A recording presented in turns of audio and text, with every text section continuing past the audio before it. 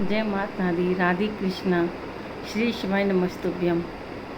और आज सोमती अमावस है और कल से पुरुषोत्तम मास शुरू हो जाएगा। जो हर तीसरे साल आता है, इसको पुरुषोत्तम मास भी कहते हैं, मल मास भी कहते हैं और अधिक मास भी कहते हैं, क्योंकि ये 3 साल में आता है। और सूर्य हमारा 365 दिन का एक साल होता है सौर अमावस के हिसाब से। और चंद्र से गणना अगर हम करते हैं तो 354 दिन का होता है, तो इसलिए इसमें 11 दिन का अंतर आ जाता है। तो इसमें 3 साल में एडजस्ट हो जाते हैं, एक मतलब 11 33 दिन, तो हर इसमें एक अधिक मास बन जाता है चंद्र मास के हिसाब से। 30 दिन का महीना हो गया और 3 दिन इस तरह से एडजस्ट हो जाते हैं। तो फरवरी में जैसे कम होते हैं 28 का, कोई महीना 30 का है, कोई 31 का। तो आज मैं ये कथा सुना रही हूँ पुरुषोत्तम मास की।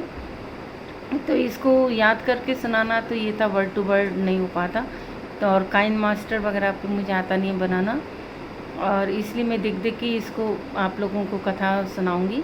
इसका पूरा बहुत कथा सुनने का महत्व मिलता है, आप लोग ध्यान से सुनना। ओम श्री गणेशाय नमः। प्रथम अध्याय श्री पुरुषोत्तम मास महात्म। पहला अध्याय सुखदेव आगमन। एक बार बहुत से ऋषि मुनिजन नैमिषारण्य तीर्थ में जाकर यज्ञ करने में तत्पर थे। उसी समय श्री सूत जी तीर्थ यात्रा के निमित्त भ्रमण करते हुए अपने शिष्यों के सहित वहां पर आए। मुनियों को देखकर नमस्कार कर आनंद मग्न हो गए।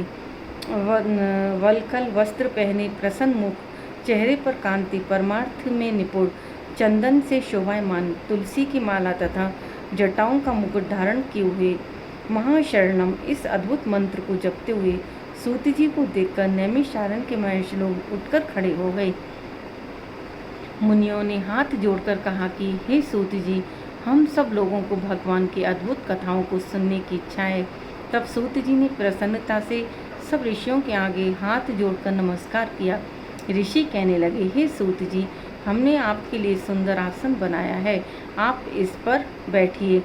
आप बड़े भाग्यवान हैं, आपने गुरु की कृपा से भागवत के रहस्यों का वर्णन करने की शक्ति प्रदान की है। इस संसार सागर में हजारों बातें सुनने योग्य हैं, परंतु उनमें जो भी सार वस्तु हो, संसार सागर डूबते हुओं को पार करने के लिए जो शुभ श्रेष्ठ कथा आपके विचार में हो, वही बताइए। शौनकादि ऋषियों के पूछे जाने पर श्री सूत जी कहने लगे, हे विप्रो, मेरे वचनों को सुनो। मैं पहले पुष्कर तीर्थ गया और वहाँ से हजारों तीर्थों में होता हुआ हस्तिनापुर गया। वहाँ राजा परीक्षित अपने राज्य को छोड़कर अनेक महापुण्यवान ऋषियों के साथ गंगा किनारे जा रहे थे। उनमें अनेक सिद्ध योगी और महासिद्ध मुनि थे।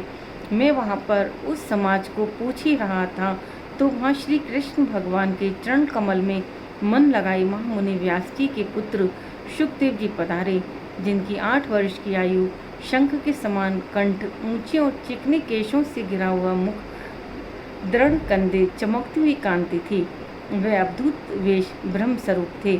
ऐसे महामुनि सुखदेव जी को देखकर सब मुनि के हाथ जोड़कर खड़े हो गए। तब मुनियों के बनाए हुए कमल चक्र जैसे ऊंचे आसन पर सुखदेव जी को बिठाया गया। उस आसन पर बैठे हुए ज्ञान के समुद्र के चंद्रमा सुखदेव जी ऋषियों की पूजा को ग्रहण कर ऐसे शोभायमान हुए जैसे तारागण में चंद्रमा शोभायमान होता है।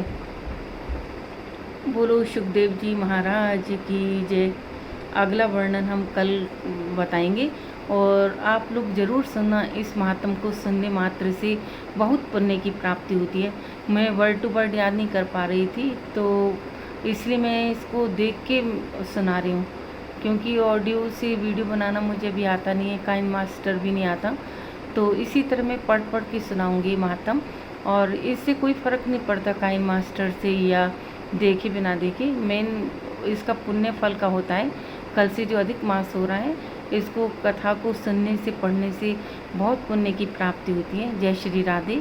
आप मेरे चैनल को लाइक करना, सब्सक्राइब करना, इस कथा को अधिक से अधिक शेयर करना, ताकि और लोग भी सुनकर पुण्य प्राप्त कर सकें। जय श्री राधे।